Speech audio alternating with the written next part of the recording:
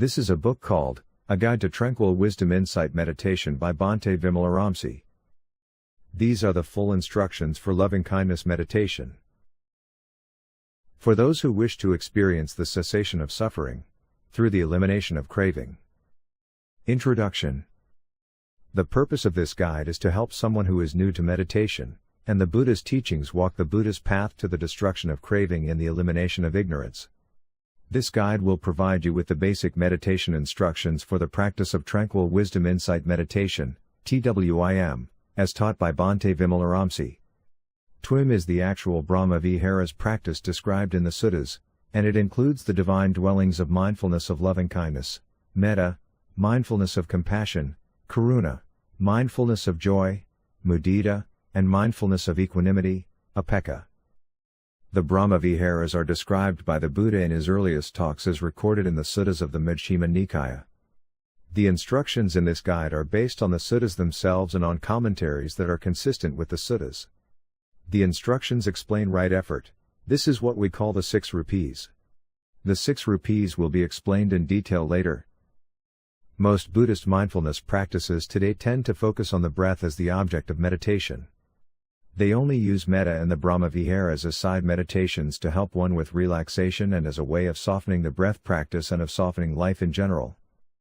However, the Buddha discussed the mindfulness of Metta practice many more times in the Suttas than the mindfulness of breathing, Anapanasati, practice, only 8 times for mindfulness of breathing and more than 100 times for the mindfulness of loving-kindness. Although many teachers today do not teach this or support this view, the Buddha did state that the Metta and Brahma-viharas practice, on its own, will lead to the supreme attainment of Nibbana. The sutta accompanied by loving-kindness and the Samyutta Nikaya, 4654-4, makes this clear. Tranquil Wisdom Insight Meditation, using Metta or the feeling of loving-kindness as the object of meditation, has been found to be easier and to give faster results than using the breath as the object of meditation. It includes a powerful warm and glowing feeling, which helps your practice because you enjoy doing it. When practicing this meditation, you are radiating loving-kindness, and giving this feeling to others. This is building your generosity while simultaneously developing a greater sense of well-being and contentment. You are doing this not only while engaged in your formal sitting practice but also throughout your daily life experience. This creates momentum from the time you get up in the morning until the time you go to sleep. This continuous practice can be very conducive to fast progress. TWIM includes an all-important step that is found in the Suttas but is misunderstood or left out of most Buddhist mindfulness practices these days. This step is the key to the attainment of Nibbana. You will learn more about this later. This is the relaxed step. This book is a guide to beginning practice. A deeper understanding of how TWIM works, descriptions of insights, levels of understanding that arise, and the sutta references that support this meditation are all beyond the scope of this booklet. The book Meditation is Life, Life is Meditation provides that information in depth and detail. Other books like Breath of Love and Moving Dhamma also offer skillful guidance once you are deeper in the practice. A book by senior student Doug Kraft, Buddha's Map, is another good reference for the concepts and experiences of TWIM. What is mindfulness? The term mindfulness has become commonplace these days and is often interpreted differently than what I believe was originally formulated by the Buddha. You may have heard that mindfulness is watching what arises, diving into it, and focusing firmly on it to understand the nature of what arises. The idea is that concentrating more closely and harder on the object of meditation will ultimately yield profound insights. However, that is not the mindfulness that the Buddha taught, rather, that is called one-pointed concentration, absorbing your attention into an object. The Buddha learned from his experiences and described in Sutta 36 of the Majjhima Nikaya, the Mahasaccaka Sutta, that one-pointed concentration will quiet the mind temporarily, but it will not lead to an understanding of suffering and the cause of suffering, or to Nibbana. For that reason, the Buddha rejected absorption and one-pointed concentration practices. Most teachers today miss this significant point. Yet Sutta 36 does spell it out. The Buddha rejected the teachings of Alara Kalama and Uddaka Ramaputta, teachers of the most advanced concentration states of the time. He left their training to continue his search for yet another 6 years. Here is a short, clear, and precise definition of mindfulness as the Buddha taught it.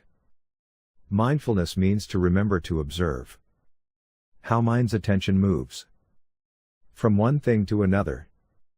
The first part of mindfulness is to remember to watch the mind and remember to return to your object of meditation when you have wandered off. The second part of mindfulness is to observe how mind's attention moves from one thing to another. Real insight is gained by watching how your mind interacts with things, as they arise, not by observing the things themselves.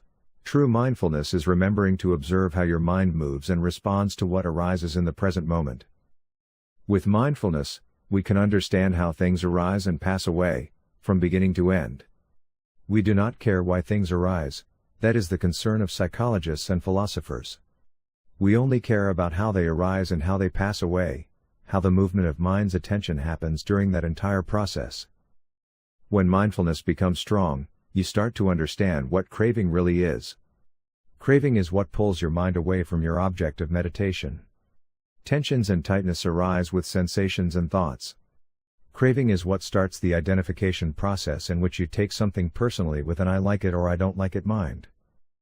Mindfulness meditation is the process of observing how mind's attention moves moment to moment. Mindfulness enables us to see clearly and precisely how the impersonal process of thoughts and sensations arises and passes away. We identify with this process as ourselves, we take it personally. Seeing and understanding how mind's attention moves from one thing to another, personalizing experience and creating an I as it goes, is one of the most important insights of this practice. It develops an impersonal perspective on all arising phenomena and leads the meditator to see for themselves the true nature of existence. You finally answer the question, who, or what, am I? The other important facet of mindfulness, once we have remembered and observed, is to catch ourselves when we get lost, to remember that we are supposed to come back home. More on this as we explain the 6R process later. Why do we practice metta? As was said earlier, the Buddha talked about metta meditation far more frequently than he talked about breath meditation, and he made clear that metta meditation, as part of the Brahma-viharas, will lead to Nibbana.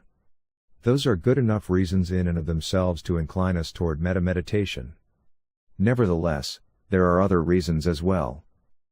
First, using the suttas as the guide, Dhamma Sukha teaches mindfulness of breath, anapanasati, differently than other techniques which are one-pointed. Breath practice that focuses and concentrates on the nose tip or belly is not found in the suttas. The Buddha never said to concentrate on the breath, he said to observe and to know what the breath is doing in the moment and to observe what mind's attention was doing as we are breathing. As the mind starts to wander away, this is where we employ the 6 rupees, to softly, without any pushing away, bring back our observation to the object of meditation. We would prefer that those meditators who have practiced breath meditation in the past use a completely different object of meditation. Otherwise, they may habitually revert to the way they were taught, using what we very much consider bad habits. This can lead to confusion and a lack of progress. We prefer to avoid a practice that requires people to struggle against their old ways of practicing. Second, we find that mindfulness of metta and the practice of the Brahma-viharas is easier because of the comfortable feeling of metta. This is especially important for the beginner, because breath meditation may be difficult to master since it is more of a mental exercise. With mindfulness of metta, because of its pleasant nature, you can also stay with your object longer, and it is more fun to do. It's probably strange hearing that meditation can be fun. Third, we have seen in actual practice that progress is much faster with metta because the feeling of metta itself is quite pleasant. Remember that this is a feeling meditation, and it is a pleasant, happy feeling. Finally, metta meditation, again being a feeling meditation, distances you from any other body-based or sensation types of meditation which involve concentrating on parts of your body. It focuses on a feeling of loving-kindness. It avoids any bad habits that you might have picked up. So, let's get started. Beginning posture. Before meditating, it is helpful to find a relatively quiet place and to sit comfortably and upright. Sitting cross-legged is not required, the full lotus is certainly not necessary. A sitting posture that is familiar to your body will be less distracting and more helpful than one in which you are uncomfortable or in pain. In the West, many meditators find sitting on the floor difficult. In that case, Use a chair rather than causing yourself undue pain and discomfort. There is no magic in the floor. Avoid leaning heavily back into the chair. Sit with your vertebrae stacked one on top of the other. The posture should be comfortable. The goals are to reduce any real physical cause of tension and pain and to improve alertness. We will have enough mental obstacles to keep us busy. Beginning loving-kindness instructions. When you practice the mindfulness of loving-kindness meditation, begin by radiating loving and kind feelings to yourself. Remember a time when you were happy. When that happy feeling arises, it is a warm, glowing feeling. Some of you may complain, we actually do hear this a lot, that you cannot recall any good memories. So, then we ask, can you imagine holding a baby and looking into its eyes? Do you feel a loving feeling? When that baby smiles, do you? Another idea is to imagine holding a cute little puppy. When you look at the puppy, you naturally want to smile and play with him. The feeling you are creating is a warm, glowing, and sincere feeling radiating from your eyes, your mind, and your heart. Once you have established this feeling, use this feeling to wish yourself happiness. Just as I was happy then, may I be happy now. Continue with phrases like may I be peaceful, may I be happy, may I be calm. Do you know what it feels like to be peaceful and calm? Then put that feeling and yourself in the center of your heart and surround yourself with that happy feeling. When that feeling fades, bring up another phrase to remind you of the feeling. May I be tranquil, may I be content, may I be full of joy. Now give yourself a big heart hug. Really and sincerely, wish yourself to be happy. Love yourself and mean it. This feeling is your object of meditation.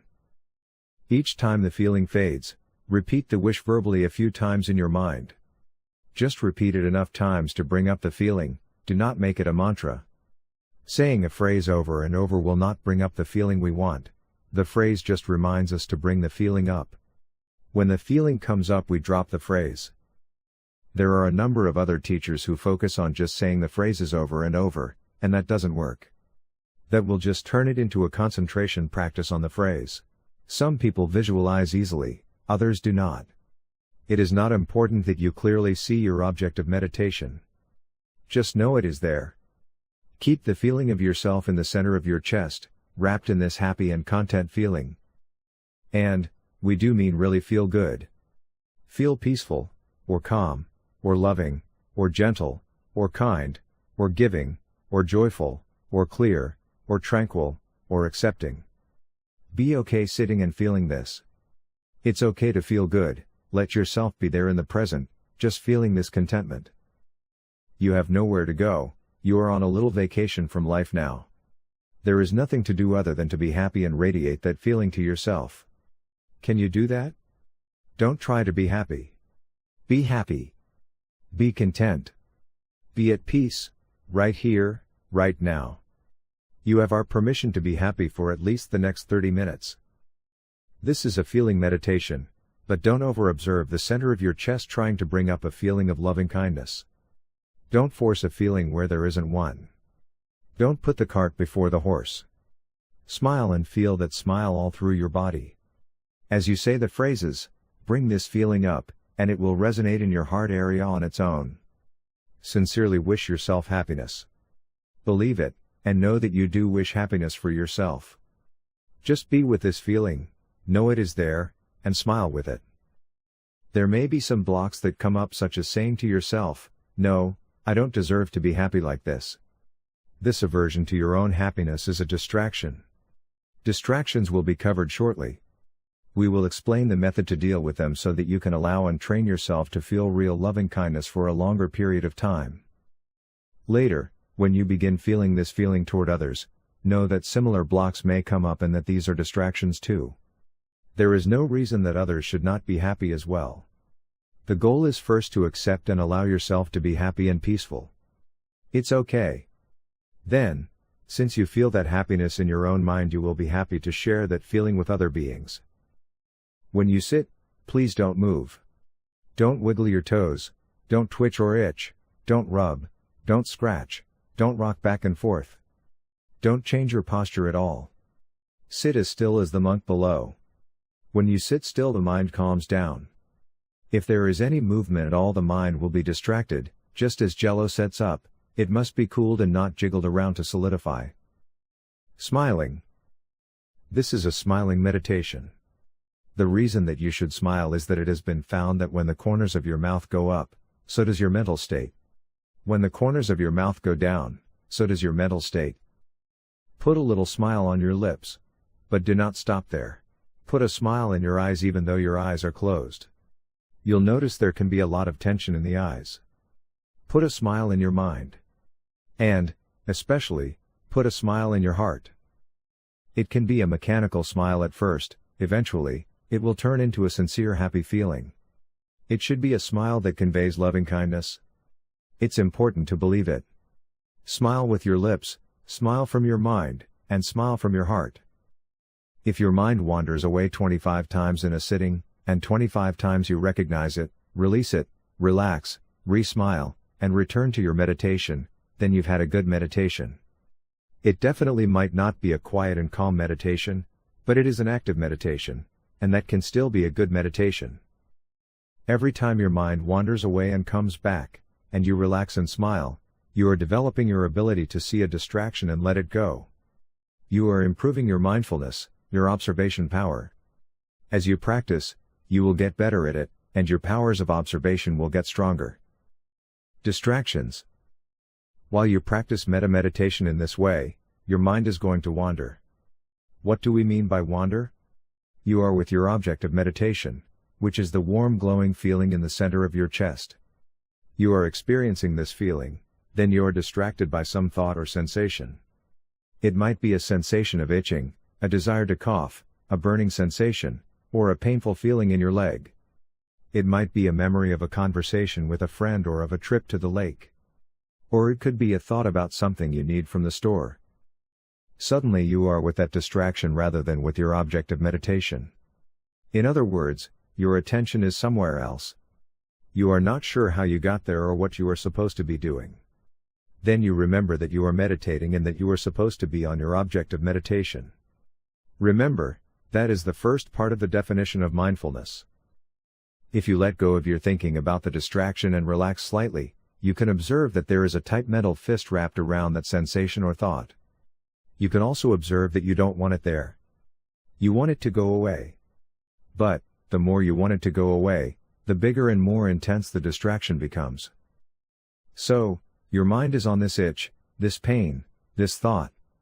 How did it get there? It didn't just jump there. There is a process that happens, and you begin to see how your mind moves from one thing to another. Don't think about that, but observe carefully how the process happens. We aren't talking here about analyzing why anything happens, simply observe what is happening. Observe the way the mind moves and reacts in the present. That is the second part of mindfulness. The truth is that when a sensation is there, it's there. It's okay for it to be there. You are going to have distracting thoughts and sensations come up, and that's okay. Thoughts are not your enemy. In fact, they are opportunities. Every thought, every feeling, every sensation that arises and distracts your mind also causes tightness. The first noble truth is that there is suffering. The second noble truth is that suffering is caused by craving. The third noble truth is that there is the cessation of suffering. The fourth noble truth is that there is the path to the cessation of suffering. This path is the Eightfold Path. This tightness is how you can recognize the very start of craving and, as you may know, the second noble truth says that craving is the cause of suffering. Life is not suffering, craving is what makes it so. Distractions are telling you what you crave, the things to which you are attached. Seeing and understanding what you like and dislike is the first step toward letting go of those attachments. Your brain has two lobes that are contained in three membranes called the meninges. It is like a bag wrapped around your brain and spine. Any time that there is a distraction, there is a perceptible movement in the brain, and the brain seems, some will disagree with this, but something is felt, to start to expand against this membrane. The thought causes tightness or tension to arise, which we can observe for ourselves. Anytime you notice this tension and tightness, you will want to actively relax this tightness and soften into it. By relaxing, you are releasing the craving. More on this when we get to the 6 rupees. When craving is released, there is a slight feeling of expansion in your head. Right after you relax, you will notice that your mind is very peaceful and calm. Your mind is alert, and there are no thoughts. At this time, you have a pure mind. Now bring that pure mind back to your object of meditation, the feeling of loving kindness and smiling, that warm, radiating, happy feeling. Now make another wish for your happiness, put that feeling into your heart, and radiate that happy feeling to yourself. It does not matter how many times your attention is pulled away by a distraction. Thoughts and sensations don't go away the first time you notice them, and that's okay. As these distractions come back again and again, you will become increasingly familiar with how they arise. With practice, their intensity and frequency will subside. Hindrances. The Buddha talked about 5 hindrances to meditation. Hindrances are distractions that will pull you away from your object of meditation, 5 troublemakers who will surely come calling. Every distraction is based on at least one of the 5 hindrances. Often, they come 2 or 3 at a time and gang up. The 5 hindrances are: 1. Sensual desire, I like that, otherwise known as lustful or greedy mind. You will hang on to things that are pleasant and want more. This will cause attachment to pleasant states of mind that have arisen in the past, and desire for pleasant states to arise in the future. 2. Anger, aversion, fear, I don't like that. You will want to push away states of mind that you don't like. Or, you might experience fear or anger over unpleasant or painful feelings that have already arisen. You will try to push away and control anything causing you pain. You will even try to force your mind to experience things in a certain way that you think is right when you should just observe what is there. Now, that is really overly controlling. 3. Sloth and torpor, dullness and sleepiness. These will cause lack of effort and determination because you have lost interest in your object of meditation. You will experience a mental fog. When you look at it closely, you see that it has tightness and tension in it. There is even craving and sleepiness. 4.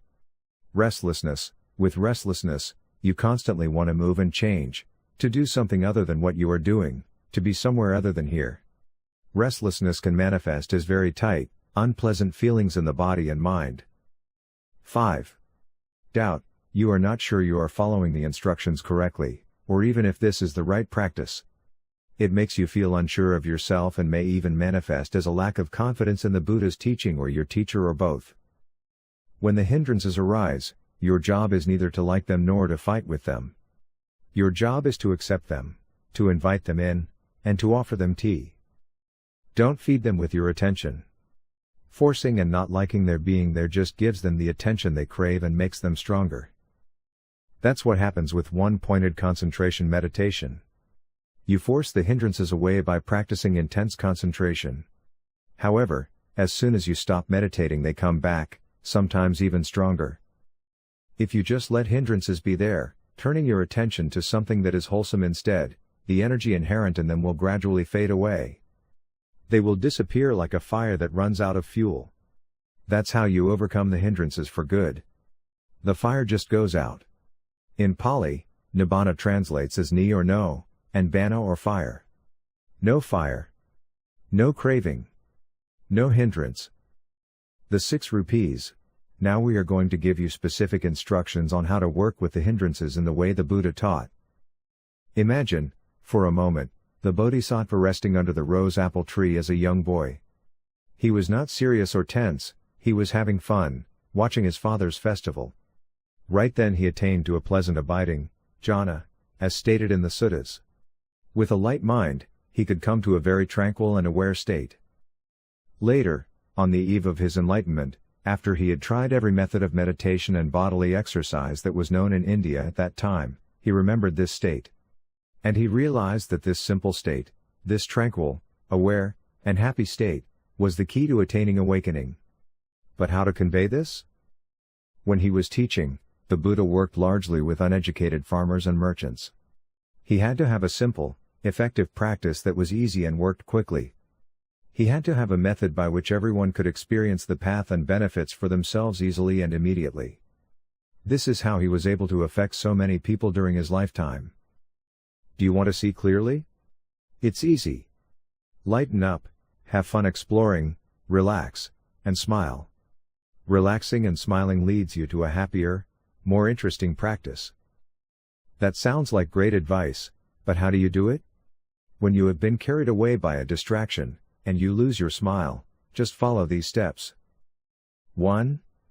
Recognize that mind's attention has drifted away, and that you are lost in thought.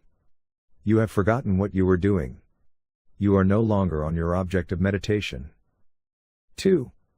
Release your attachment to the thought or sensation by letting the distraction be, by not giving it any more attention. Just stop feeding it. Just back away from it. 3. Relax any remaining tension or tightness caused by that distraction. 4. Re-smile. Put that smile back on your lips and in your heart. Feel again that happy feeling of loving-kindness. 5. Return or redirect. Gently redirect mind's attention back to the object of meditation, that is, to Metta. Continue with a gentle, collected mind to stay with your object of meditation. 6. Repeat this entire practice cycle. Repeat this practice whenever your attention is distracted away from your object of meditation. We call these the 6 rupees. They are drawn directly from the sutta text as part of right effort. The first 4 R's are the 4 right efforts, with the last 2 R's to remind you to return and repeat as needed. Notice that you never push anything away. You never try to control anything. Trying to control is using craving to eliminate craving. Please don't do the 6 rupees for some slight noise in the background or a minor bodily feeling. As long as you are still with your feeling of loving kindness, just stay with that feeling and let it deepen. Ignore those slight distractions in the background. As a beginner, do the 6 rupees only if your attention is completely gone from the object. In the explanation of the Eightfold Path in the Suttas, one of the components is right effort. Right effort and the 6 rupees are the same things. What is right effort? 1. You notice that an unwholesome state has arisen. 2. You stop paying attention to that unwholesome feeling, letting it be there by itself with no pushing away or holding on to it. 3. You bring up a wholesome feeling. 4. You stay with that wholesome feeling. The 6 rupees just add the return and repeat to complete the cycle. We are practicing right effort by repeating the 6 rupees cycle again and again. We see and experience for ourselves what suffering is and how to relieve it. You notice what causes you to become tense and tight, and then how to reach its cessation by releasing and relaxing and bringing up a wholesome object. You discover how to exercise the direct path to the cessation of suffering. This happens each time you recognize and release an arising feeling, relax, and re-smile. Notice the relief. When you look at the benefits discussed in the sutta about the Dhamma, there is a phrase that says the Dhamma is immediately effective. By practicing the 6 rupees, you fulfill this statement. When you relax the tension or tightness caused by a distraction, you immediately experience the third noble truth, the cessation of suffering. In other words, you are purifying the mind by relaxing and letting go of suffering. You see this for yourself. Then you bring up a wholesome object by smiling, and return mind's attention back to Metta, which is a wholesome feeling. You do not have to practice for long periods, months or years, to feel relief. You can see it right after the relaxed step of the 6 rupees. You notice the moment of a pure mind, free from craving. By repeating the 6 rupees over and over, depriving the hindrances of attention, their fuel, you will eventually replace all of the unwholesome mental habits with wholesome ones. In this way, you bring up only wholesome states and will eventually achieve the cessation of suffering. To be successful in meditation, you need to develop your mindfulness skill and observation power. Also, keeping up your sense of fun and exploration is important. This helps to improve your mindfulness. The 6 rupees training develops these necessary skills.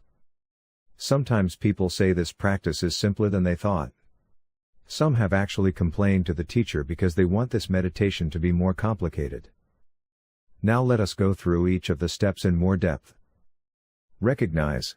Mindfulness remembers to observe and recognize movements of mind's attention from one thing to another, that is, from the meditation object to the distraction. This observing notices any movement of mind's attention away from the object of meditation. One can notice a slight tightness or tension as mind's attention begins to move toward the arising phenomenon. Pleasant or painful feelings can occur at any one of the 6 sense doors. Any sight, sound, odor, taste, touch, or thought can cause a distraction to arise. With careful non-judgmental observation, you will notice a slight tightening sensation arising both in mind and physically in the brain itself. Recognizing early movement of mind is vital to successful meditation. You then continue on to release. When a thought about something arises, release it. Let it be there without giving any more attention to it. The content of the distraction is not important at all, but the mechanics of how it arose are important. Don't analyze it or try to figure out why it is there, let it be without keeping mind's attention on it. Without your mind's attention, the distraction loses energy and passes away. When you do not keep your attention on it, a distraction and the mental chatter about it ceases. Mindfulness then reminds the meditator to relax. After releasing the thought and allowing it to be by itself without trying to watch it or get involved in it, there is a subtle, barely noticeable tightness or tension remaining within mind and body. To remove this remaining tension, the Buddha introduced a relaxed step. The Suttas call the relaxed step tranquilizing the bodily formation. This is true especially for your head, which is part of your body. It means to unclench your attention from and around the thought. It is more than just letting it go. It actively softens and relaxes, and lets the distraction be there, which then weakens its power. Gradually it disappears completely on its own. Please do not skip this step. It is the most important part of this meditation. It is the missing step we talked about in the introduction. It is the key to progress. Without performing this step of relaxing every time you are distracted from your meditation object, you will not experience the close-up view of the cessation of the tightness caused by craving. You will not feel the relief as this tension is relaxed. Remember that craving always manifests first as a tightness or tension in both your mind and body. The relaxed step gives you a kind of mundane Nibbana. You have a momentary opportunity to see and experience the true nature of and relief from tightness and suffering while performing the release and relax steps. Mindfulness then continues to remember to re-smile. If you have listened to the Dhamma talks on our website, you might remember hearing about how smiling is an important aspect of the meditation. Learning to smile and raising slightly the corners of the mouth helps the mind to be observant, alert, agile, and bright. Getting serious, tensing up, or frowning causes mind to become heavy and your mindfulness to become dull and slow. Insights become more difficult to see, thus slowing down your understanding of Dhamma. Return. Redirect your mind back to your object of meditation. Gently redirect the mind and don't jerk it back before you are ready. Make this a harmonious movement, a movement that is timely and not forced. Repeat. Repeat this entire practice cycle as often as needed. Stay with your object until you slip, and then run the 6 rupees again. Spiritual friend. For the first 10 minutes of your sitting, radiate loving kindness to yourself. Wrap yourself up in that happy, tranquil feeling using the previous instructions. For the rest of the sitting, radiate loving and kind thoughts to a spiritual friend. What is a spiritual friend? Now we will select our next object of meditation, the spiritual friend. It is very important that they are a living person, of the same sex, and are not a member of your family. When the spiritual friend is of a different sex, it may lead to lustful feeling, and this complicates your experience.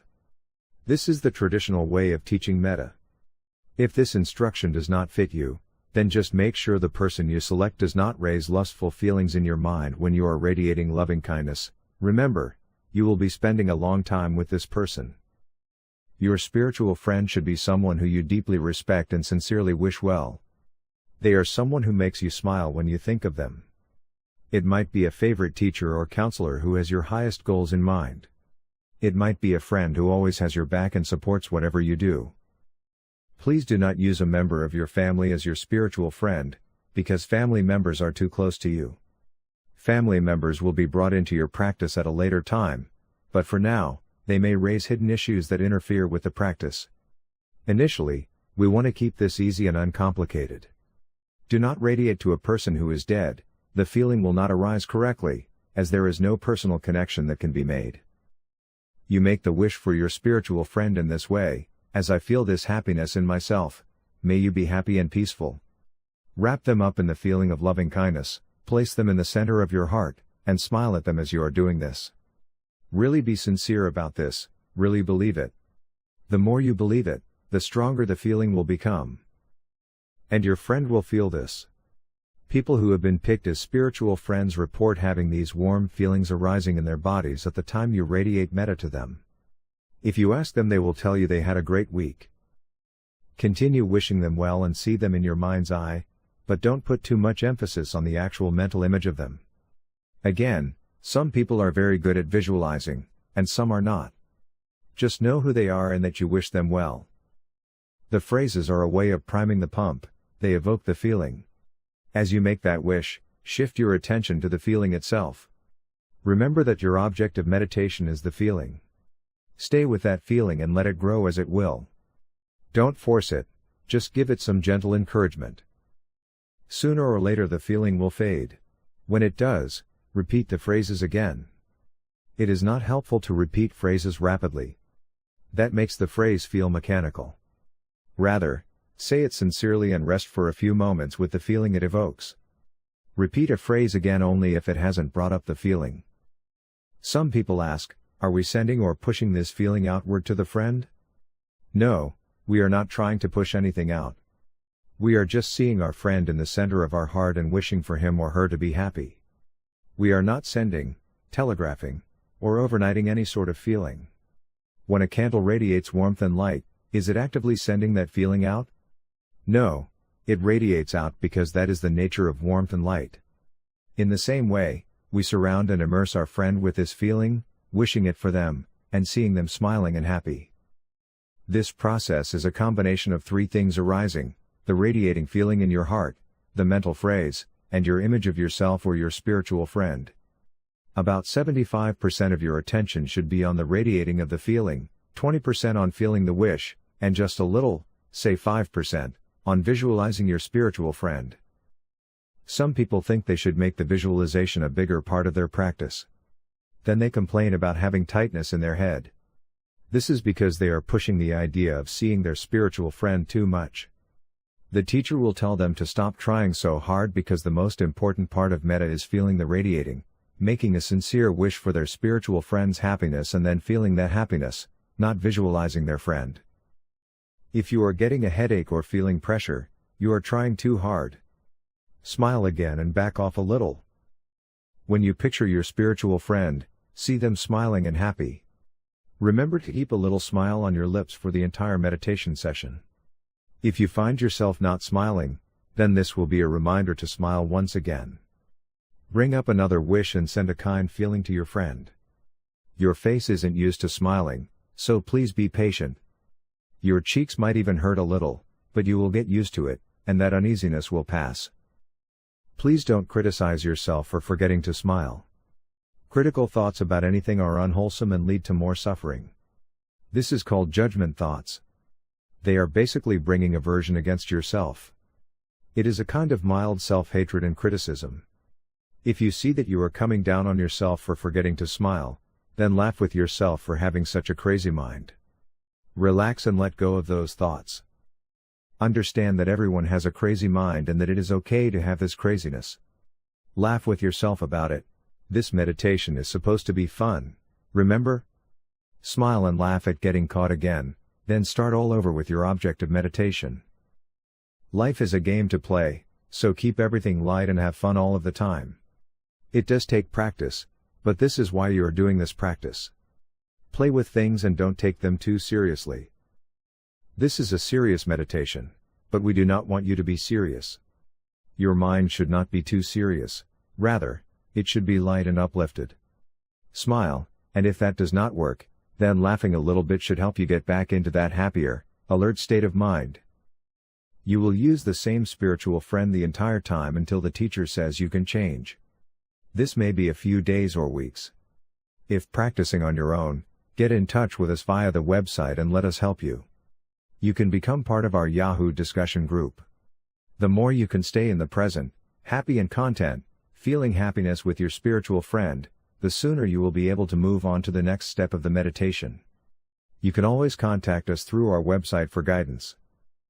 Once you have settled on a good spiritual friend, stay with that person.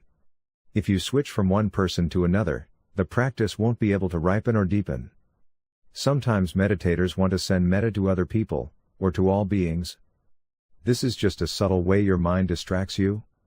You want to stay with the same friend in the beginning so that you can build your collectedness. We replace the word concentration with the word collectedness to help clarify that we are not forcing our minds to stay on only one object of meditation in a forceful, fixed way. Rather, we want our mind to rest lightly on the object. If your mind wanders, use the 6 rupees. When there are no distractions, there is no need to exert any effort to keep your mind on its object. It just stays there by itself. That is really an amazing thing to see happen. Again, there may be times that some random thoughts and sensations arise while you are on your object of meditation but which are not strong enough to pull your attention away completely from it.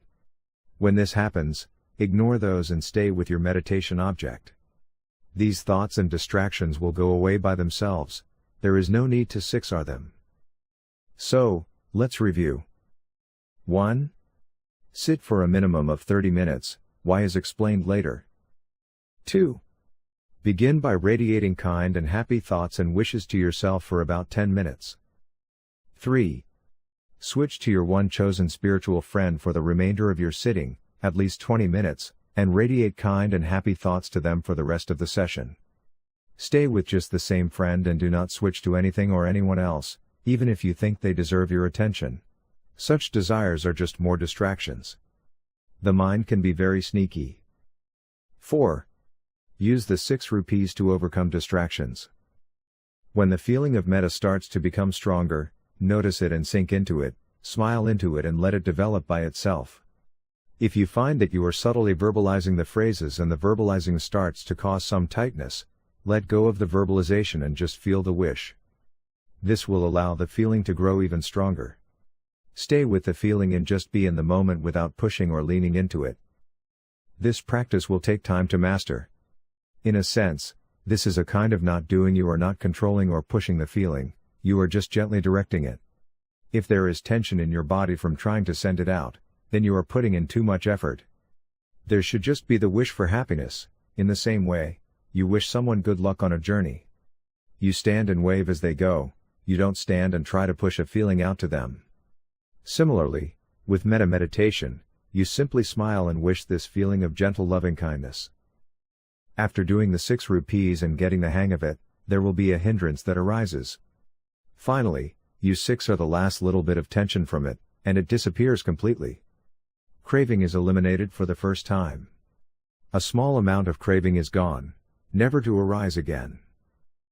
Because of the hindrance disappearing, joy arises and, for the first time, you are experiencing the first tranquil aware jhana.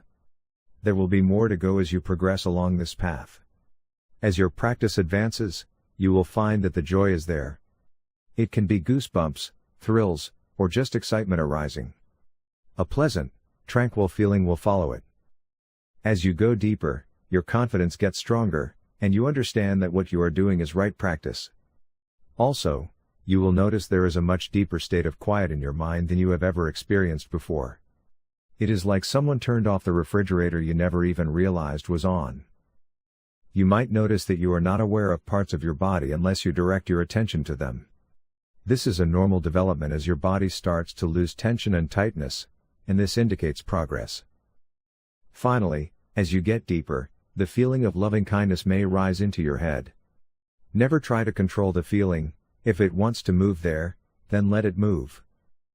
Now you have become an advanced meditator. When this happens, you will be ready for the next step of the meditation practice. Contact us through our website. We will not cover that here, as this is now advanced practice and requires more instructions.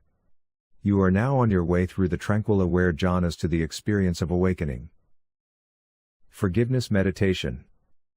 There may be for some difficulty with bringing up and sustaining the feeling of loving kindness, even after following all the instructions and guidance here.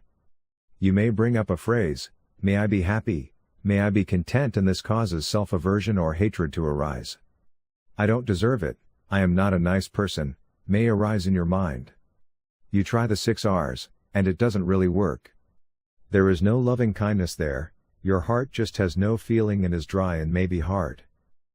You may find the practice of forgiveness meditation will help with this.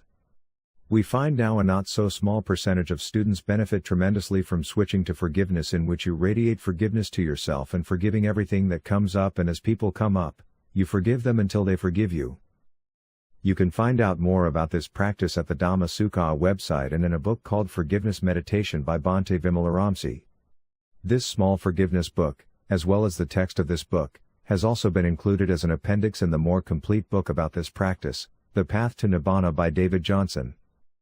Forgiveness is about letting go of the past and softening our minds. Everyone can benefit from practicing forgiveness. Walking meditation. An important part of the Metta practice is walking meditation. Please do not ignore it. You need to walk to keep your energy up, especially after longer sittings. You can use walking meditation to build energy or uplift your mind before sitting if you feel sleepy or have low energy. Sometimes, when your mind is distracted, walking will make it easier to calm a restless mind so that you can go back to sitting.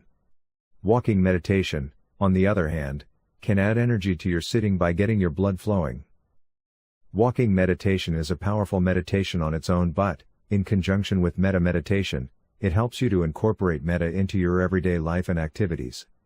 Please do remember that this is an all-the-time practice. Find a place to walk that is at least 30 paces and is straight and level. Walk at a normal pace as if you are taking a stroll in the park on a Sunday afternoon, not slowly like a turtle, but at a speed that is neither too fast nor too slow. Your eyes should be directed down in front of you 6 to 10 feet ahead. Do not put your attention on your feet. Instead, stay with your spiritual friend. Please do not look around, as that will distract you from your meditation. This is not a nature walk, but part of the actual practice where you are radiating kind and happy thoughts to your spiritual friend. As much as possible, stay with that practice the entire time you are walking. It is just like when you are sitting, with the only difference being that you are walking instead of sitting. You may do this inside or outside as the weather permits. It is best done outside in the open air, but try to avoid the heat of direct sunlight. You can also walk inside, in a circular path around a room or down a hallway.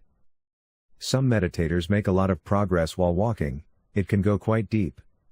Do not take this instruction lightly, as it is an important part of the practice. It also helps us learn how to practice Metta in our everyday life where we are more active out in the world. Walk for about 15 to 30 minutes and never more than an hour, as this much walking will tire your body out. However, do walk at a good pace so that by the end of it, you will feel your heart pumping and you may be slightly out of breath. Then you can sit and be fully alert. Walking can bring calmness, clarity, or energy, depending on what you need at the time. Keep it going. 30 minutes of meditation a day is the minimum to start. From our experience, it takes 15 to 20 minutes to get the mind to settle down. Then you are giving yourself another 10 productive minutes where you can truly watch and observe. 45 minutes is better. Just the fact you are sitting and not moving permits the mind to calm down. The longer you sit, the more your mind will calm on its own, without you doing anything else. So, sitting longer and not moving is vital to progress to deeper states. On retreat, you will at first sit at least 30 minutes, walk 15 minutes, then sit again, alternating like this for the whole day. Your sittings will naturally get longer and longer throughout the retreat and may eventually last as long as 2 to 3 hours. In your daily life, sitting twice a day is very helpful. Once you are comfortable, try to stay completely still throughout the sitting period. If the mind insists on moving, 6 are the desire to move. The 6 rupees are very helpful in dissolving tension and finding deeper ease. If pain arises, please watch how it arises. You can tell if the pain is genuine by noticing what happens when you get up from sitting. If the pain goes away very quickly, it is a meditation pain, which is, in fact, a mental pain and is not caused by anything harmful. It is just a distraction. If it returns when you sit, try to remain still in 6R. If, when you get up, the pain lingers and stays with you, it is best not to sit that way in the future, because this would be AC to all physical pain manifesting. If we try to get rid of painful or unpleasant feelings forcefully, whether mental or physical, we just add more greed and aversion to the mind. This fuels the vicious cycle of samsara. However, if we approach an unpleasant feeling openly and without taking it personally, we view these unwholesome qualities with wholesome awareness. This pure, clear awareness gradually melts that disturbing feeling. Moreover, you might notice the feeling linger, but your attitude toward it has changed. If you get sleepy sitting inside, try sitting outside but not in the direct sun. The outdoors tends to wake you up. You can even try doing the walking practice backward after you walk forward 30 paces. Instead of turning around, just walk backward to the starting point. Meditation and its benefits increase if you can continue to cultivate awareness throughout the day. Smile and send metta whenever you think of it. When you notice difficult feelings coming up, 6R them. Do this with a sense of fun and humor at just how crazy mind can be. If you get serious and try to control the mind, that is just more craving. You may wear yourself out and become frustrated. So do this lightly, but with as much continuity as possible. Add metta to everything. You can bring loving kindness into everything that you do. Generally, you will do your sitting at home, but you can also smile and radiate well-being and happiness to all beings when you are out and about. If you are just going out walking or shopping, you do not have to stay with a spiritual friend. Stay with a general feeling of metta. Smile more. Notice in 6R emotional upsets that arise. When unwholesome states of mind arise, see them as opportunities. Let them be and bring up wholesome ones. This is the meaning of right effort in the Buddha's Noble Eightfold Path. Progress and jhana.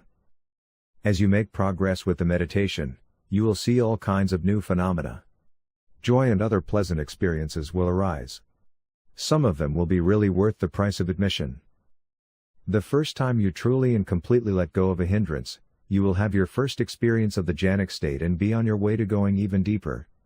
You will start to be friends with fun stuff like joy, contentment, equanimity, and more. Good times are on the way. Brahma-viharas and Nibbana. The Buddha talked about 4 divine qualities of mind that are particularly wholesome. They are called the Brahma-viharas and consist of loving-kindness, metta, compassion, karuna, sympathetic joy, mudita, we actually prefer just joy, and equanimity, upekkha. This is the practice you are starting now. You will gradually go through all these states very naturally as metta becomes quieter and turns to compassion and so on through joy to equanimity. You do not need to change the practice as you go, the states themselves will develop and arise on their own. Once you become an advanced meditator, you just have to keep the meditation going. The Brahma-viharas develop naturally, one by one, without you having to bring up each of these states as its own separate meditation object. When the next state arises, then you take that state, whether it be compassion or joy as the feeling, to be the object of meditation and continue radiating that out now. This is another important difference from how other practices have you develop metta. The Buddha taught that when the meditation is properly practiced, all 4 divine states arise on their own one after the other. You will learn how to radiate any of these 4 states to all the 6 directions and then to all directions at the same time. As this happens, the jhanas will arise naturally on their own as well. The word jhana is a loaded word. It has been translated in many different ways, but we refer to the jhanas as levels of understanding. We do not want to confuse them with their one-pointed absorption jhana cousins. They are related, but these are ones in which the meditator keeps awareness of their body, whereas the others do not. The Buddha taught that the key to understanding craving and distractions is to realize that mind and body are one process that cannot be separated. Tension and tightness are bodily processes, while thought and images are mental processes. We not only want to pay attention to the mind but also be aware of what is happening in the body and not ignore or repress this awareness through one-pointed focused concentration. We call the jhanic states that we experience with this meditation the tranquil aware jhanas. There are 8 of them, 4 rupa or material jhanas, and 4 arupa or immaterial jhanas. Beyond the highest immaterial jhana lies the experience of Nibbana itself. Your mind will become so quiet that it just stops. When the mind comes back from that cessation experience, it will be incredibly bright and clear, with no disturbance, like a blackboard with nothing on it.